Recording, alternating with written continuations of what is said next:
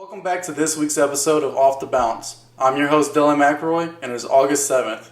Today we got a few topics, including what has the lack of travel done for the NBA games? Also, we're going to be getting into the controversy with Jimmy Butler's jersey and what he decides to put on the back of it.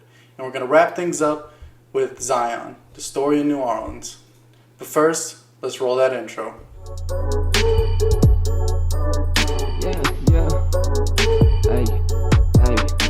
Since a youngin' I've been dreaming, told my brothers to the top, I'ma make it out the ghetto, playing ball out in the lot. Put my heart into the game, now I'm showing why I talk. Be about it, I'm about it, everybody knows my spot. Off the bounce, I'ma get it in. Off the bounce, I'ma get it in. 3-point shot, I'm flicking my wrist. Seeing me shoot, I swear I don't miss. Throwing it up, watch it going like Swish. Raining the buckets, we do it like this. Off the bounce, I'ma get it in. Off the bounce, I'ma get it in. Off the bounce.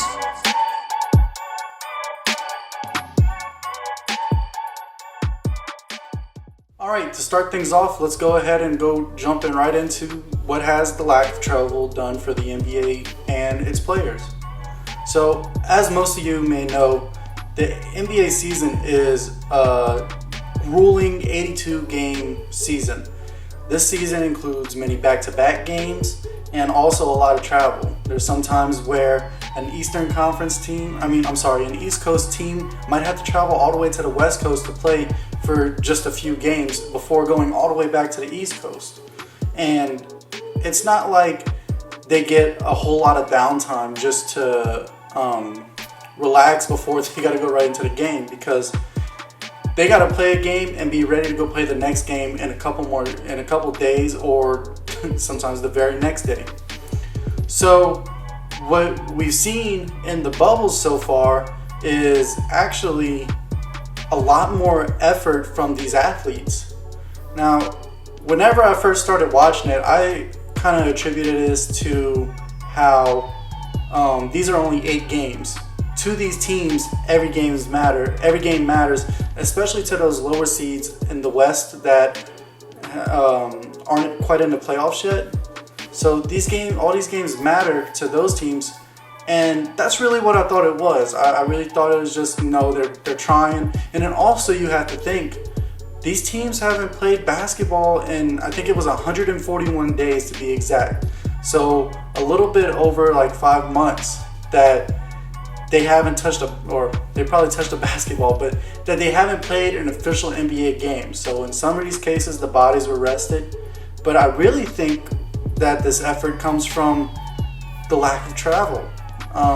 Like I said, it's usually back and forth all over. Now these athletes are literally like a 15-minute walk away from where they're going to be playing for that night.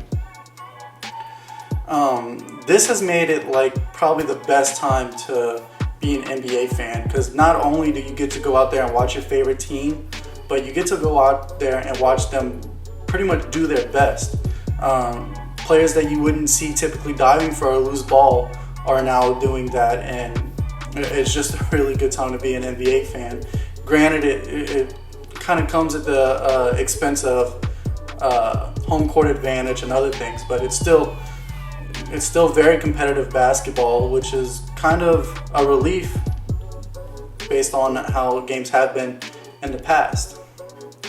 So Jimmy Butler tried to make a statement with his jersey and was declined by the NBA.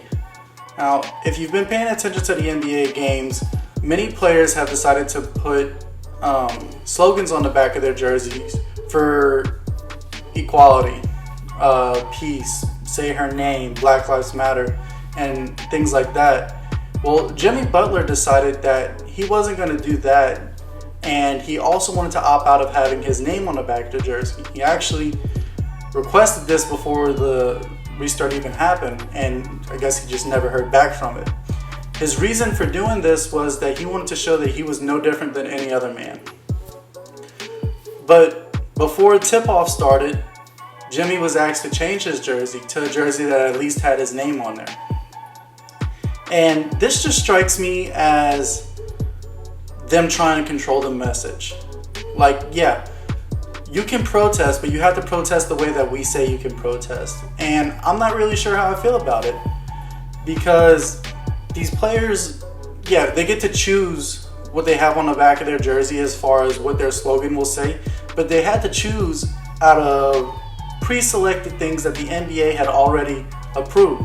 It wasn't like they can go ahead and submit like, look, I'd like to have this on the back of my jersey. LeBron, for instance, he actually opted out of having anything on his jersey. But you figure he has the more than a vote, more than an athlete, things in that nature. He could have put something like that on the back of his jersey, and he can't.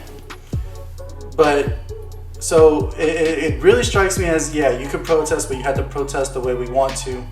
I don't think that there should have been any problem if he didn't want it or if he didn't want his name. I mean, it looks a little weird, but if that's the message that he wants to do, I feel like he should have been allowed to do it. But even though I'm saying, yeah, they can protest and you can protest the way we want it, we do have to call into not into question. We do have to call into fact that the NBA has been progressively much better than the NFL, MLB, and all these other leagues. Not only are they allowing their players to kneel during the national anthem in their protest, which, by the way, I really love it. Maybe not the kneeling part, but I love the aspect that they're in protest together and they're united. Both teams locking arm in arm. I love it. But they're allowing that. They've also put Black Lives Matter on the court. And the official NBA warm-up shirt that they've been wearing is Black Lives Matter. And if you look on the left arm, it does have the NBA logo, NBA Players Association, and the Nike check. So these are approved shirts. It's not like they're just wearing these just because. So they have been progressively much better than any other professional sports league.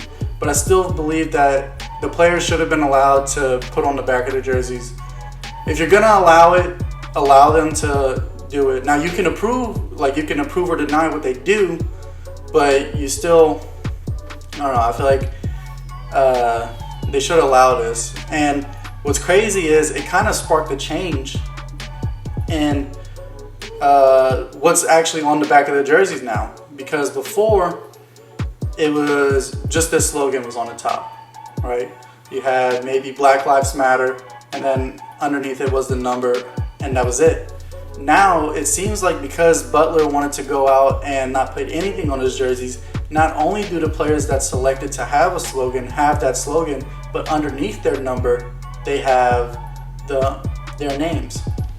So it kind of sparked a change in a little bit, and it makes it look really crowded in my opinion, and I don't really like the names underneath the jerseys just because I guess I'm a little bit old school, but it did spark a change. But like I said, he should have been allowed to go ahead and do that. I didn't see anything wrong with that. So before we get into our last topic, I'm going to go ahead and give an update on what the seedings look like right now.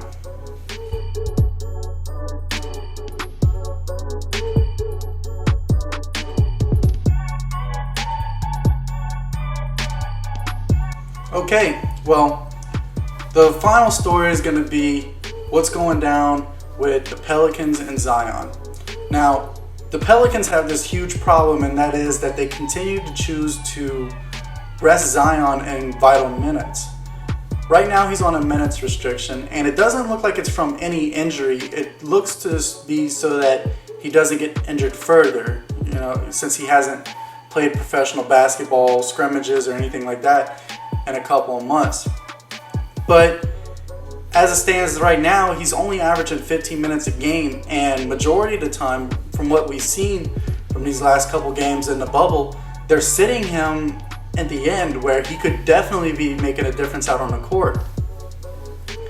Now, this really hurt them in their first two games in the bubble. You think back to their first game against the Jazz, they were up by around 14 points before he sat out majority of the fourth quarter, and the Jazz were able to rally together and get the win over them.